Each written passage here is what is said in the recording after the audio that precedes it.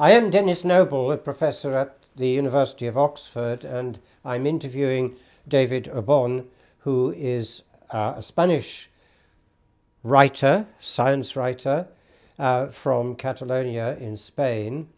And he's written books that approach evolution from a very different perspective from many of the rest of us. His first book was called The Architect's Mind, and I suspect that the emphasis was more on the mind there than on the architect. But he's also written a book, Evolution, the Invention of Creativity. Now, David, this is the first aspect of your work that I would like to talk about. Was you write, your own questions actually, what gives life to inert matter? How does the overwhelming complexity of life appear? And how do purpose and intelligence arise? And I raised this question, your questions really, because talking about purpose is, I think, central to the difference between people like you and me and others in the Third Way of Evolution group and standard Neo-Darwinist or modern synthesis people in evolution. Futuyma, in his great big textbook, Evolution, has just one page out of the 600 pages devoted to philosophy. And what does it say? There is no room for purpose in science. Now, I'd like to know, what are the answers to those questions that you yourself are posing? Okay, thank you, Denis.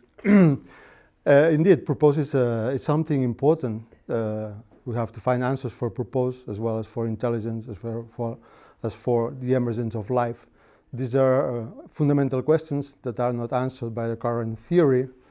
Purpose, all organisms exhibit some, or in some degree, intentionality. Even the most simple bacteria have goal-directed behavior, as that unequivocally indicates. And we have both purpose, we can say like that. We have complex cognition, so we can perform another sort of intentionality. But purpose is central for life, since from a point of view, purpose is a foundational property of life. There's no life without purpose. Right. And so the question is to give a coherent narrative, plausible answer that can explain how this fantastic property and all the other properties that are yes, singular from life appear. And would I be right in supposing that in this period of time when even in artificial intelligence systems we are beginning to talk about its intelligence? Well, that's the very word, artificial intelligence, isn't it? Its purpose and so on. Has that highlighted what you're working on in relation to the evolution of organisms? Well, probably artificial intelligence will develop a process that is similar to what happened in biology. It may be. One never knows, but it's possible. Right, I'm taking away from your book. You come with your answers.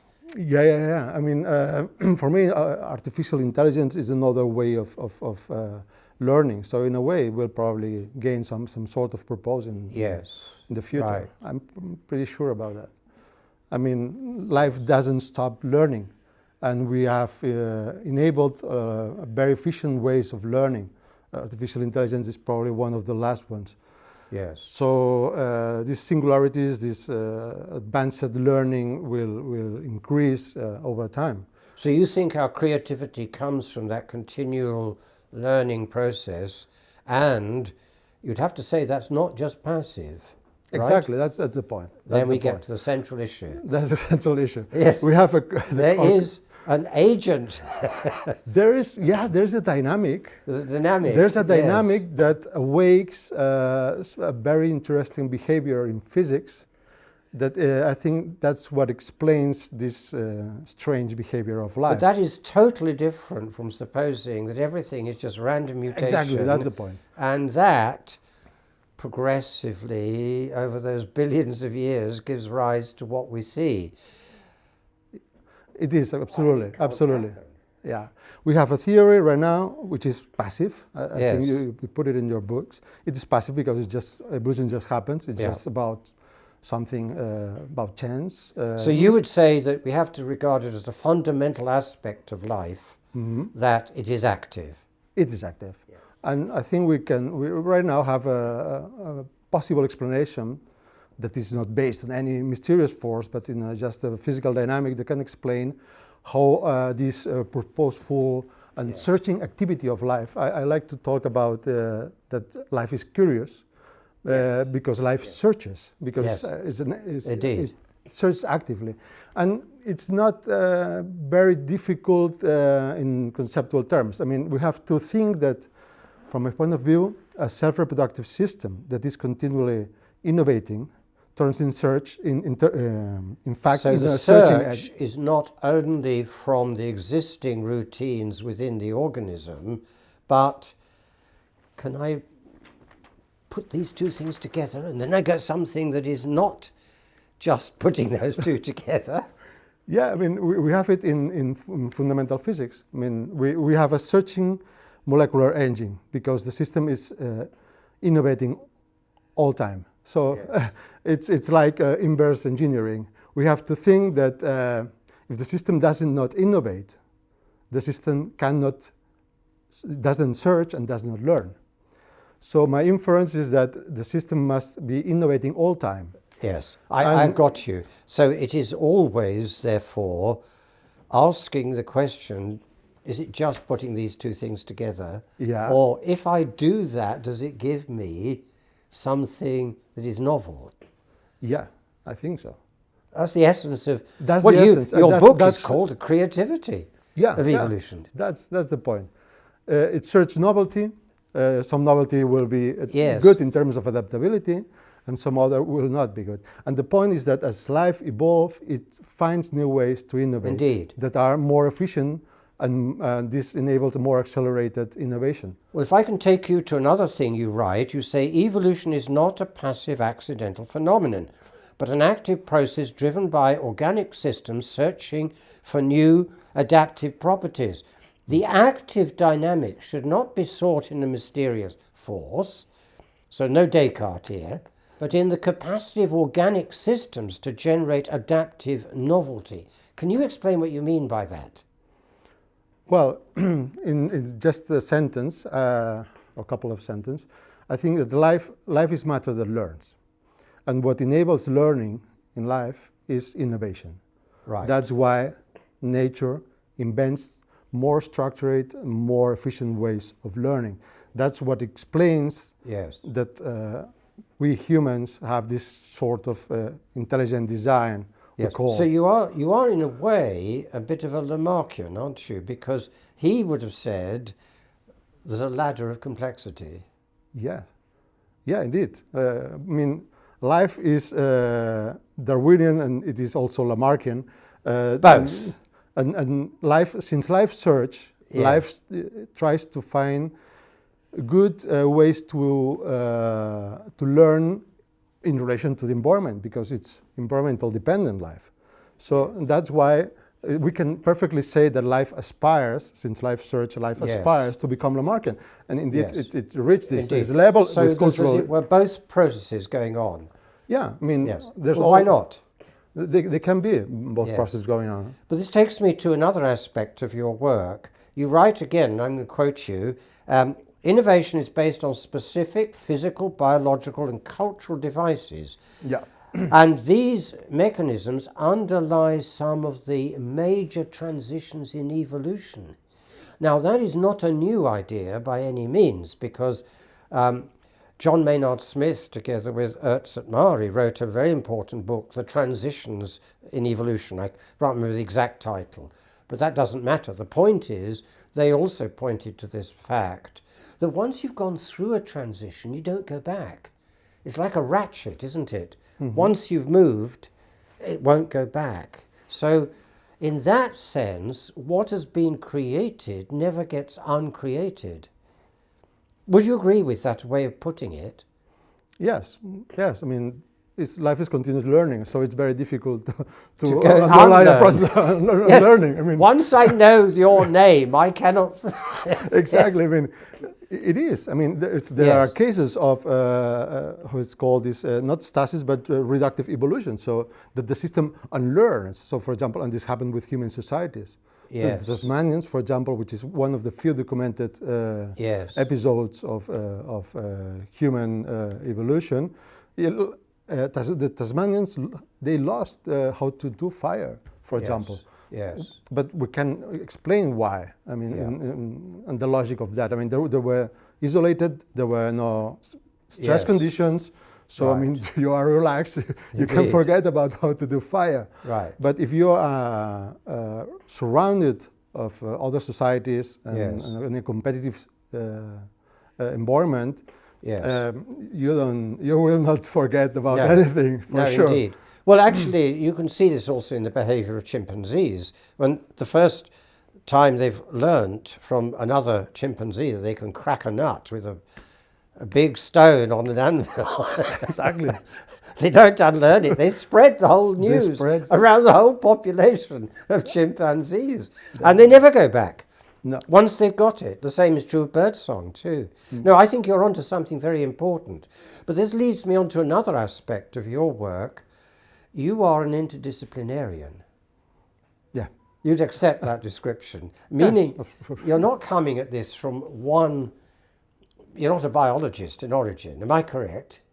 Absolutely. Right. Absolutely. Are you an architect in origin? I'm an architect. Yes, And I rather architecture is suspected so. Yes. architecture is pretty complex as well. I mean, Yes, but that takes me to another point which connects very strongly with my own view of what I call biological relativity, because what is that? It is the form of something determining what the components of the system do. Mm-hmm. What does architecture do? It determines the shape in which our lives are going to be conducted. That's very Roughly beautiful. right? That's absolutely true. Yeah. The question, there's a very classic question in statement in architecture is that the form follows function, Yes. which is not true. And there's a more precise quote that is the following: form enables function. Yes. And this is a very biological statement. Indeed, yes. Enable is adding a faculty effectively, and once the faculty is there, this can be done. Yes, Exactly. that's This, right. A little bit exposes this creativity. I mean, you have this form, and you can evolve this form, and you can use it for different purposes. This tinkering in biology that also happens in Yes. architecture. I mean, this is a very old college. It hasn't changed at all, fortunately. But Right. this is quite an exception. There are many old buildings that, for right now, they are used for all different purposes. I've one other question to put to you, David. You are also coming to this with, I think, a really important understanding of the role of philosophy in what we're discussing, because the terms we've used, intelligence, purpose, and so on, they raise all sorts of questions that naturally come from that attitude of mind. And it seems to me that the modern synthesis was essentially based on rejecting philosophy as even a discipline. And you see it in Dawkins will write as a great Neo-Darwinist, which he is. I think one has to acknowledge he's produced the best exposition of Neo-Darwinism ever, except that it's wrong. But that's another matter. We don't need to get into that. But what does he say? When faced with a philosophical question, I am not a philosopher. I'm only interested in truth. Oh, what is truth? Yes, but you see what I'm getting at, David? Yeah. Actually, deep thinking is very important in thinking about evolution. And somebody who would have agreed with that would have been Charles Darwin. Definitely. I think he was a great thinker. Very slow, by his own admission, a slow thinker. Slow thinker. Progressively moving, and you can see it, can't you, as his books develop, and he comes up with the idea of his gemmules and pangenesis, of his idea of sexual selection and so on. He was continuing to be innovative all his life. Yeah, that's definitely true. So, as you have said, I mean, Darwin will not recognize Neo-Darwinists. He would never have been a Neo-Darwinist. No, that's the Never. extraordinary thing, isn't it? Yeah, but then He would never have been they a would never. Neo-Darwinist. But then story simplifies, you know. I mean, the No, story simplifies, and we get a story about Darwin which is absolutely misleading. Darwin was much richer, much more interesting. I think there was a great split around 1866 between Wallace and Darwin. And from there on, you've got Darwinism down here, Neo-Darwinism down there, and they never met again. Yeah. It's extraordinary, isn't it? And that's Yeah, been true for 100 and what years, I don't know how long. Yeah. But in a sense, what we're doing in talking about all of this is to say, look, think about this carefully. And if you've got any philosophical sense at all, you'll begin to understand why we cannot go along with a simple story of blind chance and the rest following from that. Yeah. Would that sum it up, David? Yeah, definitely. I think so. We have a reductionist theory. Yes. That doesn't explain the most fundamental question. It doesn't. It doesn't explain the There's fundamental how question. all yes. this marvelous sophistication of life Exactly so. appear, because Yes. this is not natural selection. Natural selection Precisely. selects traits, but does not create anything, as you have pointed very well. So the only element that remains in the Neo-Darwinist equation Yes. is chance, and Yes, chance is not exactly a, so. it's not a great scientific Exactly so. explanation. Yes. And that's the point. We have to find out an alternative explanation. Exactly and so. I think we have it. I think we have it. This nature learns, and this learning is enabled by innovation. That's why we are innovating. Right. All time, everywhere, and more concrete in places like Indeed. this. Yes. Well, thank you very much, David, for talking to us. We will be producing our interpretation of all of this. And we're delighted, and it's such a pleasure to have so many people coming to what we're doing and talking to us. The pleasure Thank is you very much. absolutely mine. Thank you.